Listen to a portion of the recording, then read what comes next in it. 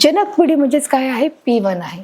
मेंडेलने गोल पिवळी बीजे येणाऱ्या तसेच सुरकुतलेले हिरवी बीजे येणाऱ्या वाटाण्याच्या झाडाची निवड, त्याने वाटाण्याच्या झाडाची इथे आपल्याला निवड केली आहे. म्हणजे मेंडेलचा जो द्विसंकर संततीचा जो प्रयोग आहे तो बघा इथे त्यांनी केलेला आहे की जनक पिढी P1 स्वरूपविधी गोल व पिवळे वाटाणे. त्याचप्रमाणे बघा इथे दिलेलं आहे की RRYY, त्याचप्रमाणे सुरकुतलेले हिरवे वाटाणे स्मॉल RRYY, मग RY आहे जी पहिली पिढी आहे ती इथे दिलेली आहे F1 RRYY. त्याचप्रमाणे स्वरूपविधी गोल पिवळे वाटाणे, त्याप्रमाणे जनक पिढी किती आहे, P2 आहे. F2चे स्वयंपरांगण आहे स्वरूपविधी गोल व पिवळे वाटाणे. जनक विधी कॅपिटल R आणि स्मॉल r, कॅपिटल Y आणि स्मॉल I. तर मग R capital R capital Y, capital R आणि स्मॉल Y, स्मॉल R आणि कॅपिटल Y, R आणि Y. गोल व पिवळे वाटाणे कॅपिटल R आणि स्मॉल r आहे, YY कॅपिटल Y आणि स्मॉल Y आहे. अशा प्रकारे RY केलेले आहे. अशा प्रकारे त्यांनी एक जनक पिढीचं जे उदाहरण ते तिथे तुम्हाला इथे दिलेलं आहे. बघा आता याच्यामध्ये देखील आपण समजून घेऊ की मेंडेलची जी द्विसंकर संतती आहे ती कोणत्या प्रकारची आहे. बघा इथे दिसत आहे स्त्रीयुग्मक पुयुग्मक म्हणजे RY capital R small y small r capital Y small r capital Y RY. अशा प्रकारचे RY, अशा प्रकारे कॅपिटल आणि स्मॉल, कॅपिटल आणि स्मॉल, अशा प्रकारची जे मेंडेलची द्विसंकर संतती आहे ती इथे आपल्याला इथे प्रकट झालेली आहे किंवा त्यांनी ते सिद्ध केलेलं आहे. बघा आता इथे P1 पिढीची युग्मक तयार होताना जनुकाची जोडी स्वतंत्ररित्या वेगळी होते. म्हणजेच RRYY या झाडापासून काय होत आहे, डबल R किंवा डबल Y अशी युग्मके तयार होतात. ही RY प्रकारची युग्मके capital small R small Y capital small R किंवा स्मॉल Y झाडापासून RY युग्मके ही अशा प्रकारे ही तयार होत आहे. बघा स्मॉल आणि कॅपिटल आहे. म्हणजे द्विसंकराच्या प्रयोगात F1 पिढीतील झाडांना पिवळे गोल वाटाणे येतील अशी अपेक्षा आहे. अशा प्रकारे त्याने एक प्रयोग इथे केलेला आहे. म्हणजे झाडाची जनक विधी त्यांनी दिलेली आहे कॅपिटल Y आणि स्मॉल y आणि कॅपिटल R आणि स्मॉल r असली तरी स्वरूप विधी मात्र पिवळ्या गोल येणाऱ्या ह्या झाडाप्रमाणे आहे. जी पिवळे गोल झाडे आहेत त्याप्रमाणे पिवळे वाटण याच्यामध्ये येणार आहेत. म्हणजे जो पिवळा रंग आहे हा हिरव्यापेक्षा प्रभावी व गोल आकार हा सुरकुतलेल्या आकारापेक्षा कसा आहे, हा प्रभावीपणे आपल्याला इथे दिसून येत आहे. म्हणजेच काय होत आहे, F1 पिढीतील झाडांना दोन लक्षणाचा समावेशामुळे द्विसंकरज असे आपण त्याला म्हणणार आहोत. F1 पिढीतील झाडे ही 4 प्रकारची युग्मके तयार करतात. ही 4 प्रकारची युग्मके बघा अशा प्रकारे इथे तयार करतात. म्हणजेच कोणती आहे, capital R capital Y capital R capital Y small r capital Y small r capital Y ही युग्मके P1 युग्मकाप्रमाणेच आहेत. अशा प्रकारे ती P1 युग्मकाप्रमाणे आपल्याला इथे असे 4 प्रकारामध्ये आपल्याला इथे आढळून येत आहे. बघा F1 पिढीतील झाडाचे स्वफलन घडवून येते. जे F1 आहे त्याचे काय होत आहे, स्वफलन म्हणजे आपोआप ते घडून येते. तेव्हा दुसरी संतती पिढी F2 होत आहे. हे वरील तक्त्यात दाखवले आहे. बघा अशा प्रकारे हे दोन्हीचे काय होत आहे, हा पिवळा वाटाणा हिरवा पगडा याच्यामध्ये अशा प्रकारे त्याचे स्वफलन होत आहे. या झाडाचे स्वरूप विधी गुणोत्तर 9:3 3:1 3:1 असे अशा प्रकारे आपल्याला इथे आढळून येत आहे. हे झाडाचे काय आहे, स्वरूपविधी आहे. अनुवंशिक विकृती. अनुवंशिक विकृती कशा प्रकारची आहे, गुणसूत्रातील अपसामान्यतेमुळे किंवा जनुकातील उपपरिणामी निर्माण झालेले आजार म्हणजे अनुवंशिकता विकृती आहे. की गुणसूत्रामधील जे अपसामान्यामुळे किंवा जनुकातील जे उपरित्या किंवा जे उपनिर्माण झालेले जे आजार आहेत ते आजार आपोआप मातापित्याकडून ते त्यांच्या संततीकडे ते संक्रमित केले जातात. म्हणजे ते काय आहे, अनुवंशिक काय म्हणू शकतो, त्याला विकृती म्हणू शकतो किंवा आजार म्हणू शकतो. तो आजार कसा आहे, आपण जेनेटिक असू शकतो, अनुवंशिकता असू शकतो. गुणसूत्रातील अपसामान्यतेमुळे किंवा जनुकातील उपवर्धनामुळे निर्माण झालेला आजार म्हणजे काय आहे, अनुवंशिक ही विकृती आहे. हे आपल्या इथे सिद्ध झाले. या विकृतीमध्ये गुणसूत्राचे अध्याकिक किंवा कमतरता, गुणसूत्राच्या एखाद्या भागाचा लोप किंवा त्याचे स्थानांतर अशा स्थितीचा समावेश होऊ शकतो. की या गुणसूत्रामध्ये एखाद्या गोष्टी समजा होऊ शकतो की एखाद्या विस्मरण असणे किंवा एखाद्या गोष्टी पटकन न आठवणे किंवा एखाद्या गोष्टीमध्ये एखादी क्रिया आहे ती संथपणे करणे, म्हणजे असे कोणतेही छोटे छोटे जे आजार आहेत ते देखील याच्यामध्ये होऊ शकतात. आणि ते आजार देखील पुढच्या पिढीला देखील ते संक्रमित होत असतात. अशा प्रकारे ते स्थानांतर अशा स्थितीचा समावेश होऊ शकतो. दुभागलेले होठ आहे, म्हणजे जसं तुम्हाला ते चित्र दिसत आहे, दुभागलेले होठ आहे. त्याचप्रमाणे वर्णकहिनिता सारखी शारीरिक व्यंगे आणि सिकलेस अनेमिया, हेफेलिया यासारखे शारीरिक क्रियातील दोषही होऊ शकतात. आता आपण दुभांगलेले जे होठ आहे आपण म्हणू शकतो, जसं इथे चित्रामध्ये दिलं आहे की एखाद्याचा होठ फाटलेला असेल किंवा एखाद्याला जो बर्थ मार्क असेल, जो गालावर चट्टा असेल, हातावर असेल, हे कसं आहे अनुवंशिकता आहे. किंवा एखाद्याला विस्मरणाचा असू शकतो, म्हणजेच बघा इथे दिलं आहे ॲनिमिया म्हणजे विस्मरणाचा आजार आहे. हिमोफिलिया यासारखे शरीरामध्ये असणारे अशा प्रकारे दोष देखील याच्यामध्ये निर्माण होत असतात. बघा इथे ही विकृतीची उदाहरणे आपण याच्यामध्ये पाहिली आहेत. म्हणजेच माणसात 46 गुणसूत्र ही 23 जोड्यांच्या स्वरूपात असतात. जी 46 गुणसूत्र ही 23 जोडीच्या स्वरूपामध्ये असतात. बघा इथे दिसलेले या गुणसूत्राच्या जोड्याचा आकार व आकारमान यात विविधता आहे, ते परिपूर्ण ते वेगवेगळे आहेत. म्हणजेच गुणसूत्राच्या 23 जोड्यापैकी 22 जोड्या अलंगी गुणसूत्राच्या असतात, तर एक जोडी ही लिंग गुणसूत्राची असते. तर बघा अशा प्रकारे इथे जोड्या त्यांनी दिलेल्या आहेत. स्त्रियांमध्ये गुणसूत्रे 44 अधिक XX, पुरुषांमध्ये 44 अधिक XY असे दाखवले जाते. अशा प्रकारे गुणसूत्राची त्यांना इथे रचना दिलेली आहे. योहान मेंडेलने जनुकाचे प्रभावी व अप्रभावी असे 2 प्रकार सांगितले आहे. प्रभावी आणि प्रभावी असे 2 प्रकार यांनी सांगितलेलं आहे. योहानने की मानवी पेशीतील गुणसूत्राची संख्या याची लिंग सापेक्ष प्रकार यावर असणाऱ्या जनुकाचे जे प्रकार आहेत ते प्रभावी, अप्रभावी व बाबी विचारात घेतल्या तरच काय होणार आहे, जो अनुवंशिकता आहे तो विकृतीचा उद्भव व संक्रमण कसे होते हे त्या प्रकारे त्याच्यामध्ये हे लक्षात येते, की ते आपल्याला माहिती पडते. म्हणजेच त्याच्यामध्ये गुणसूत्राच्या असामान्यतेमुळे निर्माण होणाऱ्या ज्या विकृती आहेत त्याच्याबद्दलची बघा तिथे माहिती घेतली आहे की गुणसूत्राच्या संख्येत बदल झाल्यास अनेक दोष निर्माण होतात. ज्या गुणसूत्राच्या बदल निर्माण झाल्यास काय होतं, अनेक प्रकारचे दोष होतात. म्हणजे तिथे एकाच व्यक्तीला काय आहे का बाळाला 2 तोंडी ते बघा तुम्हाला दिसत आहेत. म्हणजे अलैंगिक गुणसूत्राची जोडी वाढली तर जन्मलेल्या बालकात शारीरिक किंवा मानसिक दोष निर्माण होतात व याची आयुर्मानही कमी असते. आणि अशा व्यक्तीचे जे आयुर्मान आहे ते देखील कशा प्रकारे आपल्याला कमी होऊन दिसते. अलैंगिक गुणसूत्राची जोडी जर वाढली तर अशा प्रकारे दोष आपल्याला आढळतात आणि अशा व्यक्तीच्या अशा बाळाचे आयुर्मान देखील आपल्याला कमी प्रमाणामध्ये आढळून येते. त्याचं आयुर्मान कमी असतं.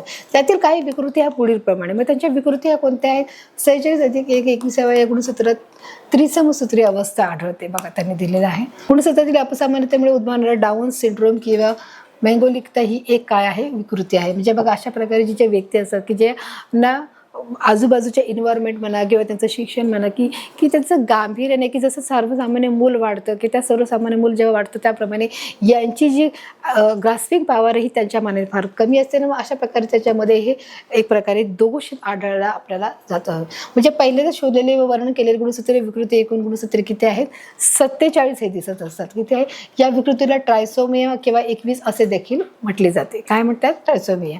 अर्भकाच्या शरीरातील सर्व पेशीत 21व्या गुणसूत्राच्या जोडी बरोबर अधिकच एक गुणसूत्र असते. काय आहे एक अधिकचे एक गुणसूत्र असते. ते कसे आहे ही बालके शक्यतो मतिमंद व अल्पआयुष्य असतात.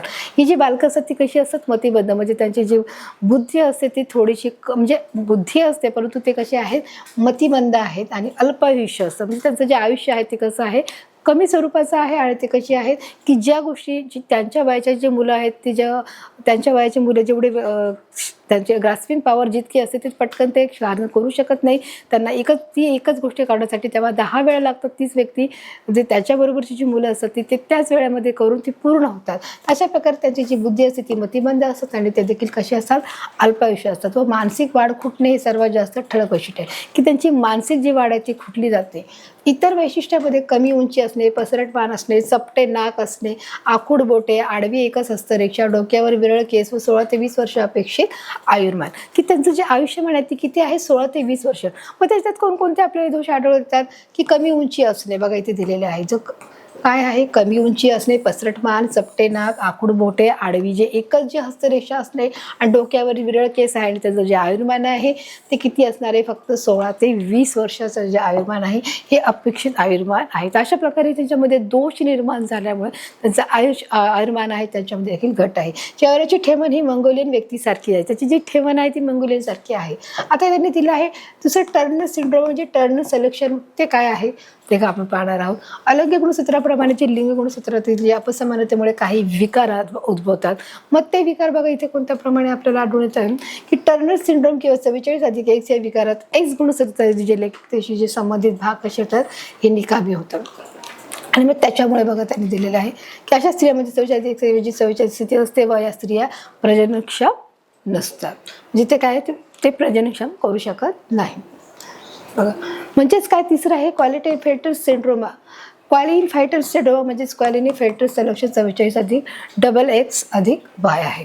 म्हणजे याच्यामध्ये पुरुषामध्ये लिंग गुणसूत्राचे जे अपसामर्थ्यामुळे हा जो विकार हा जास्तीत उद्भवला जातो. म्हणजे यात पुरुषामध्ये 44 अधिक XY खेरीज X गुणसूत्र तर अधिक असल्यामुळे गुणसूत्राची एकूण संख्या 44 अधिक XX अशी ही होत असते. तसं इथे बघा मुलांना चित्रामध्ये दाखवलेलं आहे. अशा प्रकारे गुणसूत्राची माहिती दिली. ज्या पुरुषामध्ये गुणसूत्र अशा स्वरूपात असतो तो पुरुष अल्पविकसित असतो व तो प्रजनक्षम नसतो. आता तर नेक्स्ट आहे एक जुनिकीय. बघा त्यांनी दिलं एक जुनिकीय उत्पादन परिवर्तनामुळे होणारे जे रोग आहेत ते कोणत्या प्रकारचे आहेत. बघा एखाद्याचा सामान्य निर्दोष जनुकामध्ये उपस्थित परिवर्तन होऊन त्याचे रूपांतर सदोष जनुकामध्ये होण्याने जे विकार उद्भवतात त्यांना आपण एकजुनिकीय विकृती असे म्हणत आहोत.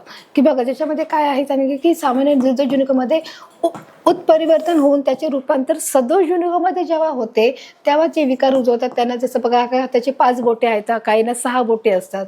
बघा चेहऱ्याची ठेवण कशी आहे, बघा त्याचा जो चेहऱ्याचा जो आकार आहे एखाद्याचे होठ फाटलेले आहे. तर या प्रकारचे 4000 अधिक मानवी विकार हे माहीत झालेले आहेत. कसे आहेत बघा 4000 पेक्षा बघा माहीत झालेले आहेत. एखाद्या होठाचा प्रॉब्लेम असेल, डोळ्याचा प्रॉब्लेम किंवा तोंडाचा असेल, सदोष जनुकामुळे शरीर जनुकामार्फत होणारी उत्पादित ते तयार होत नाहीत किंवा त्या अल्प प्रमाणात ती तयार होत असतं.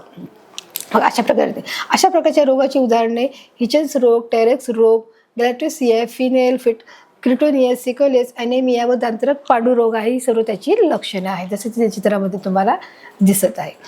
बघा सिस्टिक फायब्रोसिस, स्फुटितंतू भवन व वर्णहिकीता व हिमोफिलिया ही रात आंधळेपणा असा देखील मोठ्या प्रमाणात आजार होऊ शकतो.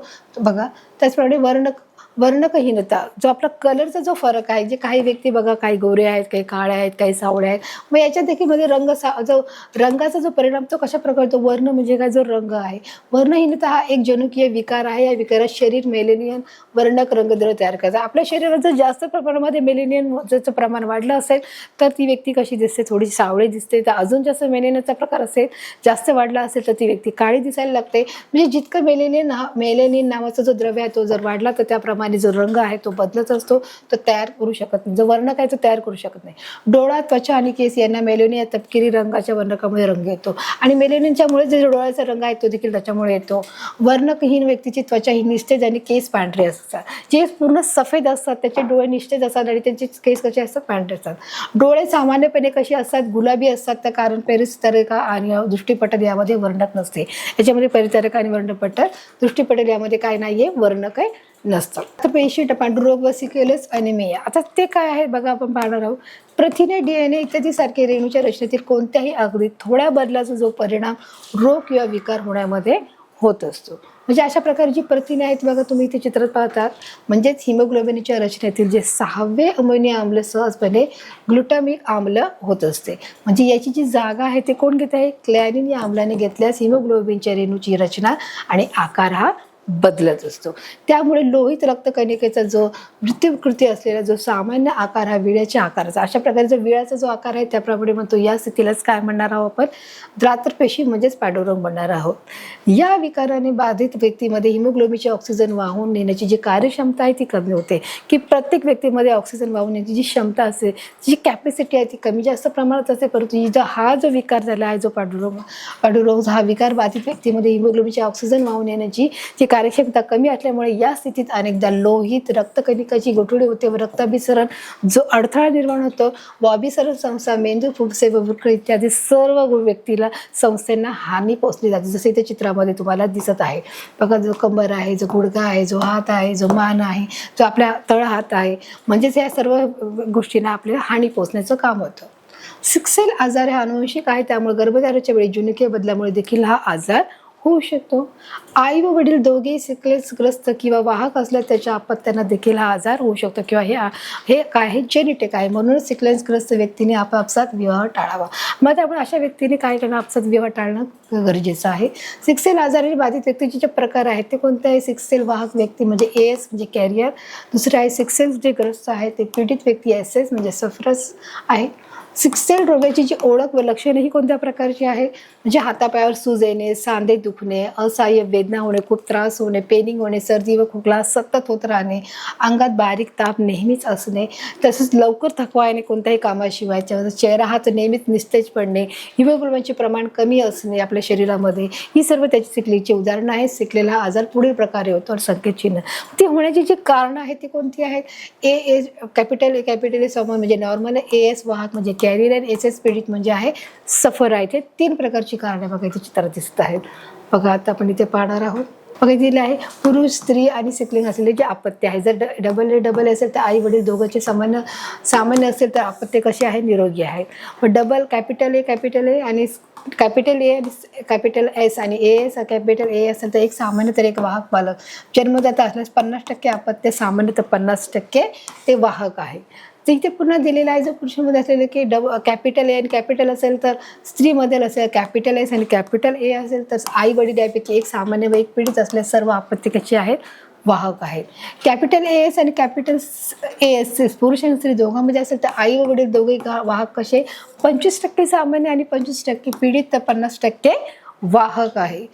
पुरुषामध्ये डबल एस आणि डबल एस एस असेल तर कॅपिटल एस एस आणि कॅपिटल एस हे स्त्रीमध्ये असेल तर एक वाहक एक पीडित असल्यास 50% वाहक आणि 50% पीडित आहे. आता पुरुषामध्ये double S S capital S आणि स्त्रीमध्ये कॅपिटल एस असेल तर आई वडील दोघेही पीडित तर सर्व आपत्ती ही जन्माला आलेली कशी आहेत? ही पीडितच येणार आहे. ती साहजिकच आहे. कशी आहे? पीडित येणार आहे. म्हणूनच स्किल निदान आहे. स्किल सेल निदान काय? स्किल निदानासाठी स्लोबिलिटी टेस्ट केली जाते. एक प्रकारे ती जी टेस्ट आहे ती केली जाते.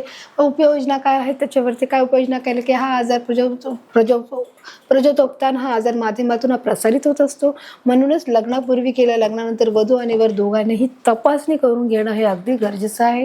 दुसरं आहे सिक्सेल वाहक पीडित व्यक्तीने दुसऱ्या वाहक पीडित व्यक्तीशी लग्न करावे हे टाळणे आहे. दुसरं आहे. तिसरं आहे सिक्सेल आजारी व्यक्तीने दररोज एक पॉलिक ॲसिडची गोळी सेवन करणे. अशा प्रकारे गोळीची सेवन करणं गरजेचं आहे. तंतुकणिकीय विकृती आता दिले आहे. तंतुकणिकीय विकृती की जे तंतुकणिकेतील DNA रेणूचे जनुकेचे उपपरिवर्तन सदोष होऊ शकतात. म्हणजेच भ्रूण विकसित होताना हा विकार उद्भवतो म्हणून तो मातेकडून संततीमध्ये होत असतो.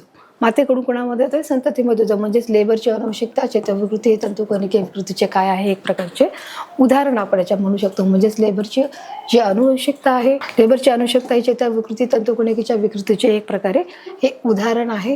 हे आपण म्हणू शकता. म्हणजेच बहुजनुकीय उत्पादकरणामुळे होणाऱ्या ज्या विकृती आहेत त्या कोणत्या प्रकारच्या आहेत? बघा आपण इथे पाहणार आहोत. काही वेळा एकापेक्षा जास्त जनुकामध्ये बदल घडून आल्यामुळे विकृती निर्माण होते. एकापेक्षा जास्त विकृती बदल होतात. म्हणजेच बहुतेक विकारात गर्भावस्थेत अर्भकावर आजूबाजूच्या पर्यावरणातील जो घटकाचा जो परिणाम घडल्यामुळे विकाराची जी तीव्रता आहे ती वाढू शकते. घटकाचा परिणाम घडल्यामुळे ती तीव्रता वाढते व अनेक विकृती या प्रकाराच्या आहेत. जसे दुभागलेले होठ, दुभागलेली टाळू, जठराचे संकोचन, पाठीच्या कणातील दोष अशा प्रकारे वगैरे चित्र दाखवले. जे होठ फाटलेले आहेत त्याची विकृती होतात. अनेक विकृती या प्रकारच्या आहेत. याखेरीज मधुमेह, रक्तदाब, जो हृदयविकार आहे, दमा आहे, अस्थिरता आहे, विकार आहे, बहुगटिका आहे, अशी सर्व प्रकारची विकार हे आपल्याला याच्यामध्ये आढळते. म्हणजे काय आहे तिथे चित्रामध्ये बघा दाखवलेलं आहे. जे दोष आपल्याला आढळतात या विकृती प्रकारचे आहेत. जसे दुभागलेले होठ आहे, दुभागलेले टाळू आहे, जठराचे जे संकोचन आहे, पाठीच्या कणातील जे अशा प्रकारे पाठीच्या कणातील.